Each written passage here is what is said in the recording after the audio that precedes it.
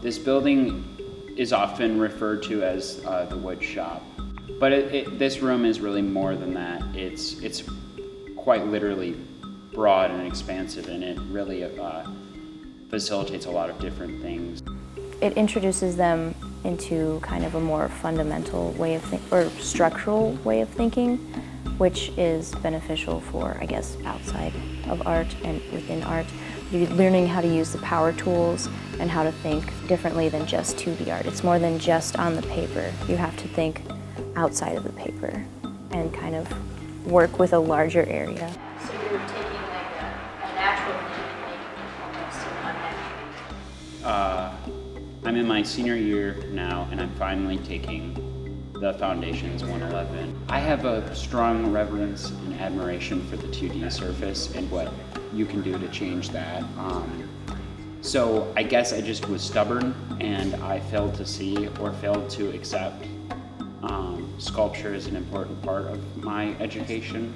When I was working in this space for the painting program in 2014, I was in proximity to all those students' works, sculptural works, and sometimes I just was uncomfortable with the way they would source so democratically and inclusively all these like objects of life, and they just kind of, some of them seemed cheap, or it didn't seem like as admirable as, you know, keeping to one single material like paint or something. And then nowadays my work in my sculpture class is exactly what I was afraid of. I'm using everyday objects and I'm representing them to have different contexts and different conversations. So I basically became what I was afraid of, and I'm happy about it. So. It's become a little more organized over the years as Joe's kind of stepped in and kind of found new places for it. There's still remnants, to be honest, of the old past. There's a few drawers that don't open all the way. You can't access a few nails or screws, but it's come a long way, probably, I would say. My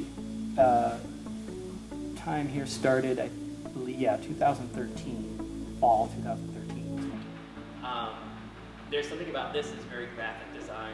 The history of this building is actually, it's a pole barn. I mean, it was essentially built to house part of the facilities, fleet vehicles, other kind of shop space.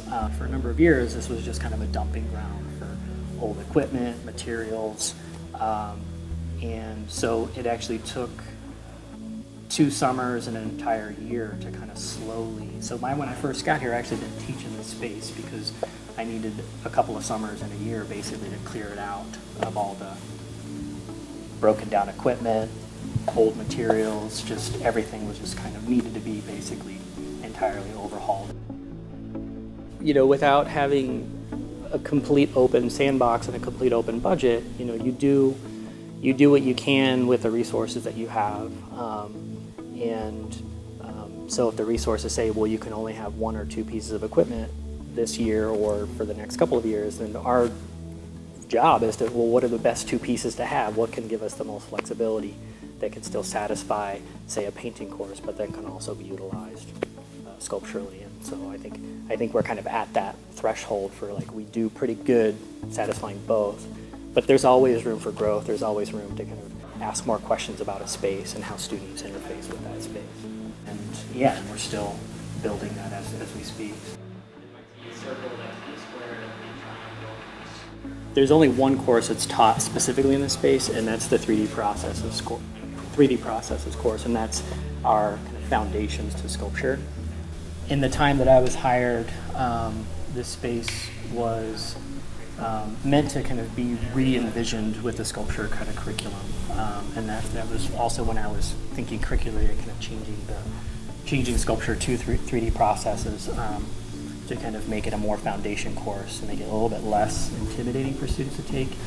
So taking on this class, it's an opportunity to learn what you're comfortable with or what you're not comfortable with. So like, I guess as a girl working with power tools, that's stereotypically not what you would see happening. But doing it is, I guess in this setting, it's not surprising. And it shouldn't be, because it's just a power tool. It shouldn't have some kind of gender stereotype to go along with it. So I guess doing it myself, I think it's really fun, because it's like, yeah, power tools, I feel awesome. If you're scared to do it or you feel intimidated about the power tools, sometimes you gotta go out on a limb. Just try it out. But I think everybody should, try something new. And then you might discover, hey, I like this, and it's a lot easier than you might have previously thought. And so one of my futures for the Woodshop specifically is to, again, continue to purchase new equipment that's cost effective, but also has great impacts on what we're capable of doing. Every piece of machinery in here typically does something very specific.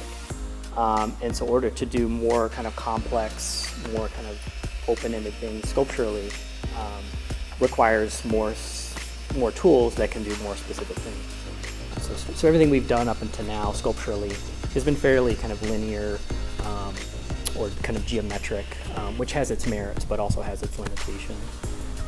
And so that's, I think, what we're looking to kind of maybe increase in the future, is more ways to manipulate the material. A lot of students bring in non-wood materials to use for their sculpture class, like glass and glass bottles, fabrics, things like that.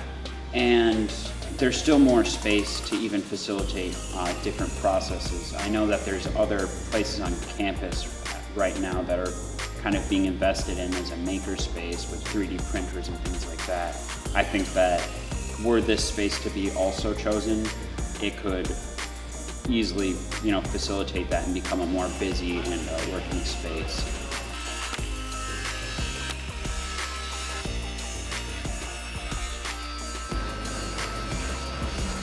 I'd like to see that happen more and more, to see our program kind of become more close-knit and more familiar with each other's work and what's going on around them.